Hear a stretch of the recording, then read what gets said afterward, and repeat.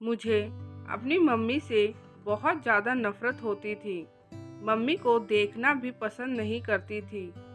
मेरी मम्मी ने मेरी बहन को जन्म दिया था, जबकि मेरे पापा को मरे हुए बरसों बीत गए थे। इतनी तो समझ मुझे भी थी कि बच्चे का जन्म कैसे होता है। मैं मम्मी से हमेशा अपनी बहन के बारे में पूछती, लेकिन मम्मी कभी कुछ नहीं बताती। मेरा नाम प्रीति है और मैं अपने पापा से बहुत ज़्यादा प्यार करती थी। मेरे पापा किसी बीमारी में चल बसे। पहले मैं अपनी मम्मी को भी बहुत प्यार करती थी, लेकिन जब से मेरी बहन हुई थी, मैं अपनी मम्मी से ना चाहते हुए भी बहुत ज़्यादा नफ़रत करती। जैसे जैसे मेरी बहन बड़ी हो रही थी, मेरी मम्मी के प्रति नफ़रत बढ़ती चली जा रही थी। लेकिन मेरी मम्मी मुझे बहुत प्यार करती। ये नहीं पूछती कि तुम मुझसे इतना नफ़रत क्यों करती हो, क्योंकि उनको पता था मेरी नफ़रत का कारण। मेरी मम्मी हमेशा परेशान सी रहती थी। जैसे लगता था उनको अंदर से कोई बात खाए चली जा रही है। मेरी मम्मी घंटों बैठे कुछ न कुछ सोचती रहती थी। मैं कभी कभी तो सोचती कि मम्मी से पूछूं कि क्या बात है, पर जैसे ही मुझे मम्मी की करनी मुझे याद आती तो मम्मी से मैं कुछ नहीं पूछती। धीरे धीरे समय बीतने लगा, मैं बड़ी होने लगी।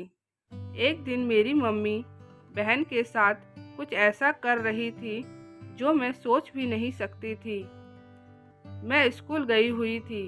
जब मैं वापस आई तो मम्मी बहन के साथ बरामदे में बैठकर खूब रो रही थी। उन्हें रोता हुआ देखकर एक मन किया कि मैं उनसे जाकर पूछूं, और एक मन किया कि नहीं पूछूं। मम्मी को रोता हुआ देखकर मुझे उनके ऊपर बहुत तरस आ रहा था।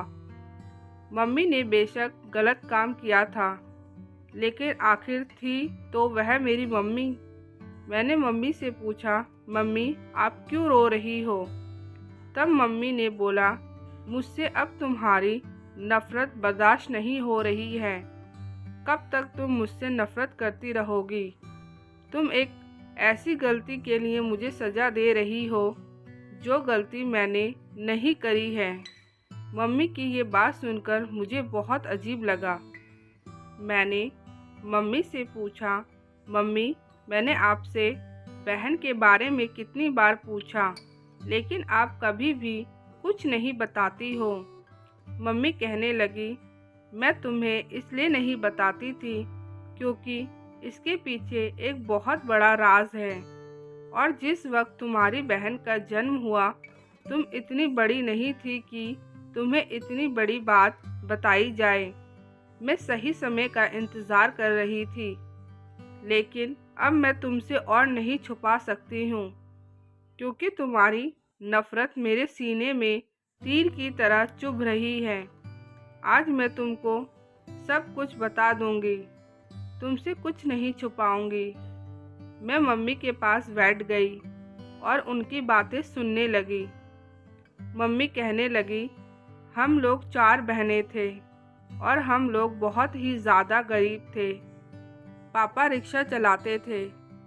हमारे घर में खाने वाले 6 जन थे और कमाने वाला सिर्फ एक बंदा था।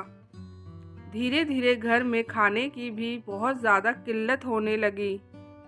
पूरे दिन भर में सिर्फ एक टाइम खाना खाते थे, वह भी भरपेट खाना नहीं मिलता था। मेरी मम्मी बहुत ज़्यादा परेशान रहने लगी। मम्मी कहती, यहाँ तो खाने की भी व्यवस्था नहीं है और 4-4 बेटियों की शादी हम लोग कहाँ से करेंगे। मम्मी की परेशान होने वाली इस आदत ने मम्मी को बहुत बीमार बना दिया। मम्मी की बचने की उम्मीद बहुत ही ज़्यादा कम थी। हम लोग मम्मी को हॉस्पिटल लेकर गए। डॉक्टर ने बताया कि तुम्हारी मम्मी का ऑपरेशन करना पड़ेगा और ऑपरेशन करने में लगभग 2 लाख की ज़रूरत पड़ेगी। जहां हम लोगों के पास 2 वक्त के खाने की रोटी नहीं थी, वहां हमारे पास 2 लाख कहां से आएंगे। डॉक्टर की बात सुनकर पापा अपना हाथ माथे पर जोर जोर से मारने लगे और कहने लगे, 2 लाख कहाँ से लाएंगे हम लोग। हम लोगों को भी कुछ समझ नहीं आ रहा था। इतने में मेरी सबसे छोटी बहन सोनिया कहने लगी, मैं पैसों का इंतज़ाम करके आती हूँ। इतना कहने के बाद सोनिया हॉस्पिटल से चली गई। तकरीबन 2 घंटे बाद सोनिया आई और डॉक्टर को 2 लाख दे दिए। घर के सारे लोग हैरान होने लगे। सोनिया के पास इतनी बड़ी रकम कहाँ से आई। सोनिया से पूछा, बहन तेरे पास इतनी बड़ी रकम कहाँ से आई। तो सोनिया कहने लगी, दीदी घर के हालात इतने ख़राब थे कि मैं तकरीबन 1 साल से काम ढूंढ रही थी। मुझे एक टीवी सीरियल में काम मिल गया है। यह 2 लाख उसी डायरेक्टर से लेकर आई हूँ। मैंने जाकर अपने घर की परेशानी डायरेक्टर को बताया तो उन्होंने मुझे पैसे निकाल कर दे दिए और कहने लगे कि अगले महीने से काम शुरू हो जाएगा। सोनिया देखने में भी बहुत सुंदर थी। मुझे लगा शायद टीवी सीरियल में सच में ही काम मिल गया होगा। उस वक्त मम्मी की तबीयत को लेकर सब इतने परेशान थे कि मैंने सोनिया से और कुछ ज़्यादा नहीं पूछा। मम्मी का ऑपरेशन हो गया। मम्मी ठीक होकर घर पर आ गई और सोनिया सच ही कह रही थी। अगले महीने से सोनिया अपने काम पर जाने लगी। धीरे धीरे हमारे घर के हालात भी सुधरने लगे। सोनिया दिन रात अपने काम में लगी रहती। सोनिया का काम कभी दिन के शिफ्ट में होता तो कभी रात के शिफ्ट में होता। एक दिन मैंने सोनिया से पूछा, सोनिया तुम टीवी सीरियल में काम कर रही हो, लेकिन तुम्हारी एक भी सीरियल टीवी पर अभी तक नहीं आई है। तो सोनिया कहने लगी, मेरे सारे सीरियल इंडिया में नहीं दिखाए जाएंगे, इंडिया से बाहर दिखाए जाएंगे। मैं भी सोनिया की बात मान गई। सोनिया ने एक एक करके सभी बहनों की शादी करवा दी। अब सब बहनों की शादी हो गई थी। घर में सिर्फ मम्मी पापा और सोनिया ही बचे थे। मम्मी पापा अब बहुत बूढ़े हो चुके थे। एक दिन मम्मी पापा भी इस दुनिया से चले गए। हम सब बहनों ने सोनिया को बहुत समझाया कि बहन अब तुम भी शादी कर लो, लेकिन सोनिया कहती, दीदी मुझे शादी करने का मन नहीं करता है। धीरे धीरे समय बीतता गया। एक दिन तुम्हारे पापा भी बीमारी में इस दुनिया से चले गए। मैं बिल्कुल अकेली हो गई और मेरे घर में कमाने का जरिया भी कुछ नहीं था और मैं बीमार रहने लगी। उस समय भी सोनिया ने ही हमारी बहुत मदद की। हर 15 दिन में मेरे पास एक चक्कर लगाकर ज़रूर जाती और घर खर्च के लिए पैसे भी देकर जाती। तुम्हारे पापा के जाने के बाद इस घर को मेरी छोटी बहन सोनिया ने ही संभाला। एक दिन मुझे सोनिया का फ़ोन आया। सोनिया कहने लगी, दीदी आज मुझे आपकी ज़रूरत है। और उसने जो पता दिया था वह एक हॉस्पिटल का था। हॉस्पिटल के अंदर जाकर जब मैं सोनिया से मिली तो सोनिया बिल्कुल मरने के कगार पर थी। मैंने अपनी बहन को कहा, बहन तूने अपनी क्या हालत बना रखी है।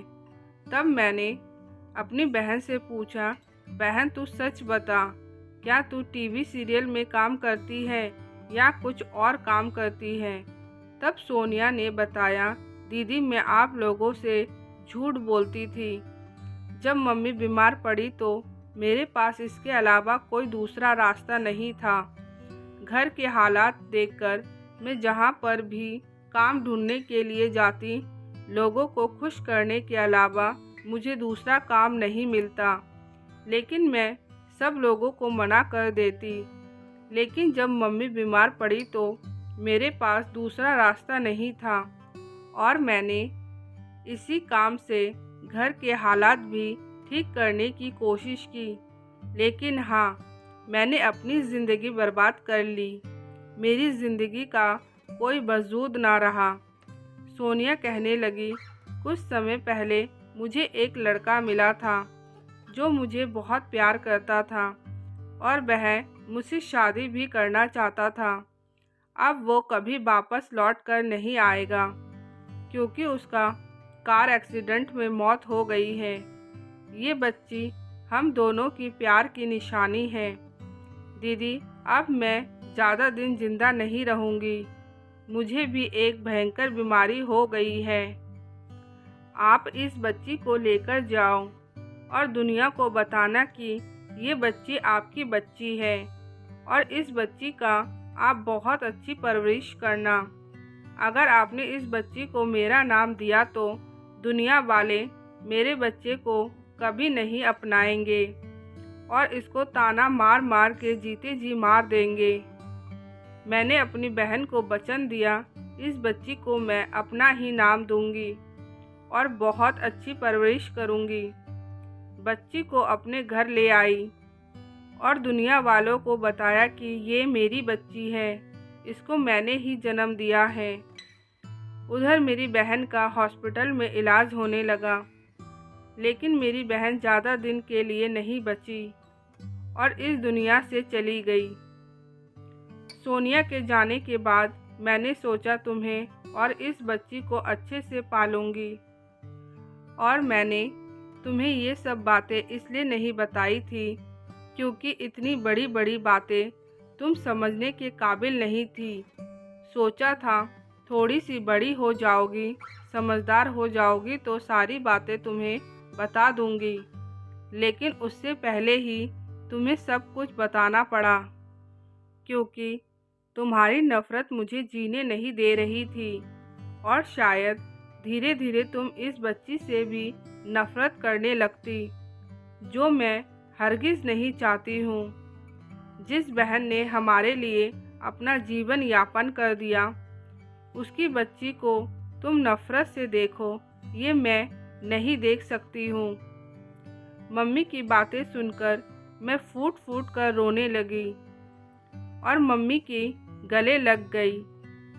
मैं मम्मी से कहने लगी, नहीं मम्मी, मैं इससे कभी भी नफ़रत नहीं करूँगी, ये मेरी छोटी बहन है।